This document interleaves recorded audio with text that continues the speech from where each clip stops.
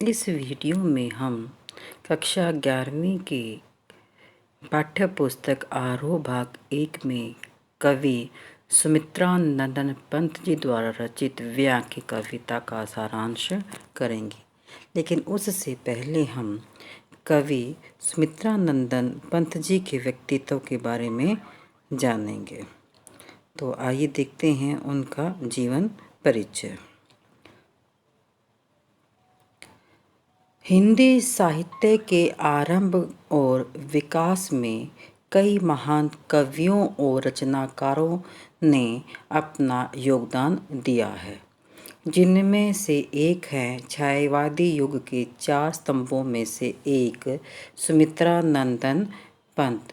सुमित्रा नंदन पंत नए युग के प्रवर्तक के रूप में जाने जाते हैं, जिनका जन्म 20 मई सन 1900 में कौसानी उत्तराखंड में हुआ था। सुमित्रा नंदन पंत जी के जन्म के मात्र 6 घंटे बाद ही इनकी माता का देहांत हो गया था, तो इनका पालन पोषण इनकी दादी ने किया था। हिंदी भाषा के सर्वश्रेष्ठ ज्ञानपीठ पुरस्कारों में सम्मानित महान हिंदी कवि पंत जी की प्रारंभिक शिक्षा कौसानी गांव के एक स्कूल में हुई।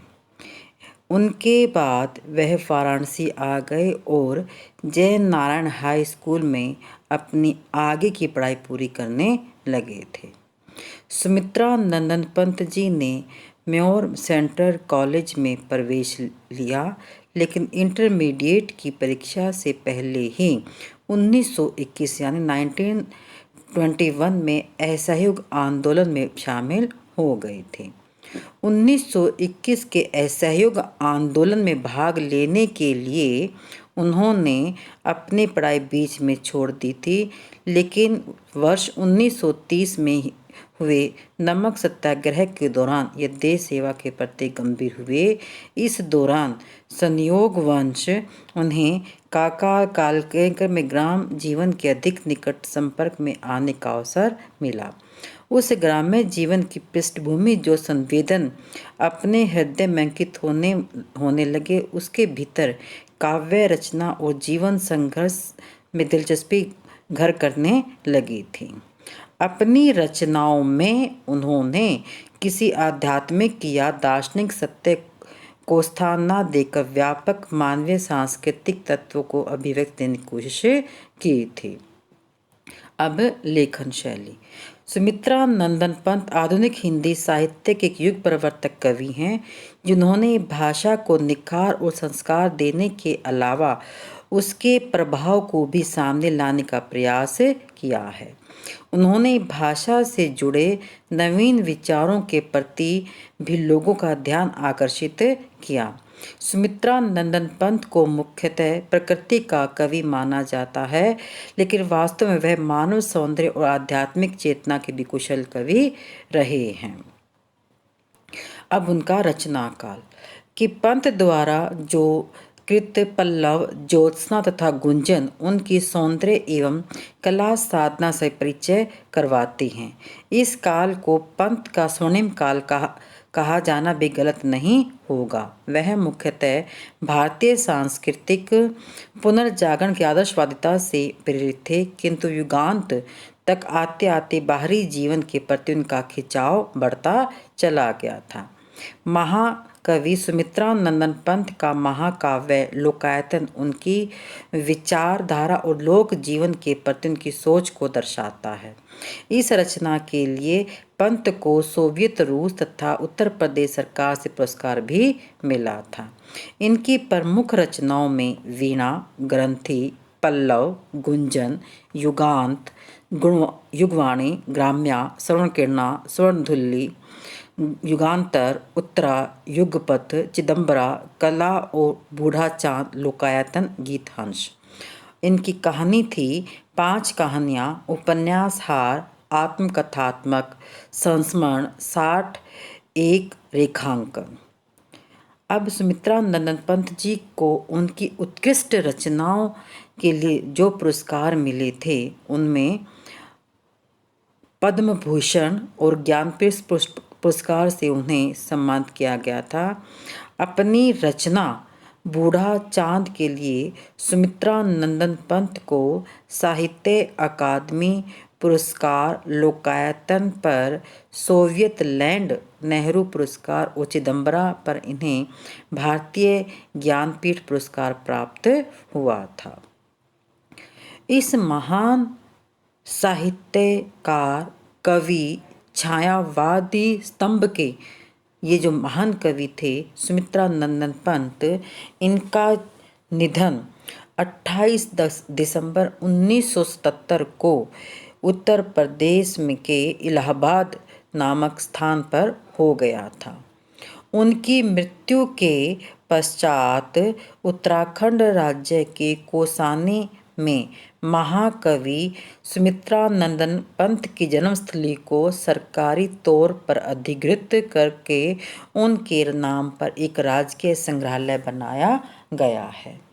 आइए अब हम उनके द्वारा रचित जो कक्षा 11वीं में वे आंखें कविता है, उस कविता का सारांश देखते हैं।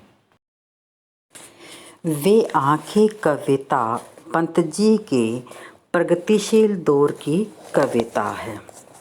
इसमें विकास के विरोधाभासी अवधारणाओं का पर करारा प्रहार किया गया है। युग युग से शोषण के शिकार किसान का जीवन कवि को आहत करता है, आहत यानी दुखी करता है। दुखद बात तो यह है कि स्वाधीन भारत में भी किसानों को केंद्र में रखकर व्यवस्था में निर्णायक हस्तक्षेप नहीं किया। यह कविता दुष्चक्र में फंसे किसानों के व्यक्तिगत एवं पारिवारिक दुखों की परतों को खोलती है और स्पष्ट रूप से विभाजित समाज की वर्गीय चेतना का खाका प्रस्तुत करती है। कवि पंत जी कहते हैं कि किसान की अंधकार की गुफा से के समान आँखों में दुख की पीड़ा भरी हुई है। इन आँखों को देखने से डर लगता है। वह किसान पहले स्वतंत्र था, उसकी आँखों में अपनी स्वतंत्रता को लेकर अभिमान झलकता था। आज सारे संसार में ने उसे अकेला छोड़ दिया है। उसकी आँखों में लहलाते खेत झलकते हैं, जिनसे अब उसकी ज़मीन से उसे बेदखल कर दिया है और उसे रह रहकर अपने बेटे की याद आती है कि जिसे जमींदार के कारिंदे जो उसके ज़मींदार के जो लठैत होते हैं, जो उसके एक तरह से बॉडीगार्ड हम कह सकते हैं वर्तमान काल की भाषा में, लाठियों से पीटकर मार डाला था। कर्ज के कारण उसका घर बिक गया था। महाजन ने ब्याज की कौड़ी तक नहीं छोड़ी थी तथा उसके जो बैलों की जोड़ी थी उसको नीलाम कर दिया था। उसकी जो पत्नी थी जो बीमार थी, वह दवा न मिलने के कारण वह मर गई थी और जो छोटी दूध मुही बच्ची थी, उसकी दूध पीने वाली बच्ची थी, वह भी मर जाती है। और उसके घर में जो कजरी नामक एक गाय थी जो किसान द्वारा पालित थी, उस गाय को भी महाजन ने नहीं छोड़ा था तथा महाजन ने ही नहीं बल्कि समाज में जो रखवाली करने वाले जो पुलिस अधिकारी हैं, उन्होंने भी किसान पर अत्याचार कम नहीं किए। उसने क्या किया, किसान की जो पुत्र वधू थे, विधवा हो गई थी, तो उसे यह कहकर बुलवाया गया कि वह कुछ उसके पति के बारे में जानकारी हासिल करना चाहती है। और वहाँ जो पुलिस अधिकारी था, ये दरोगा था, उसने उसके साथ बुरा व्यवहार किया और वह लोक लाज के कारण उसने कुएं में कूदकर आत्महत्या कर ली। इस तरह एक हंसता खेलता किसान का परिवार उजड़ जाता है। रह रहकर किसान को अपना पूरा परिवार याद आता है।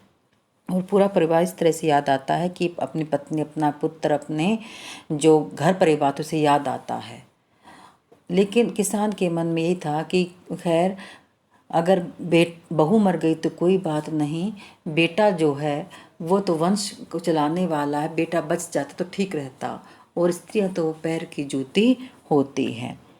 तो इस कविता में कवि ने जो किसानों के जो जीवन पर, तो जो संघर्षपूर्ण जीवन होते हुए उन जीवन पर जो अत्याचार हुए हैं उसका जीता जागता वर्णन यहाँ पर उन्होंने किया है। अगली वीडियो में हम इस कविता से संबंधित जो व्याख्या है उसे करेंगे और साथ के साथ प्रश्नोत्तर भी करेंगे।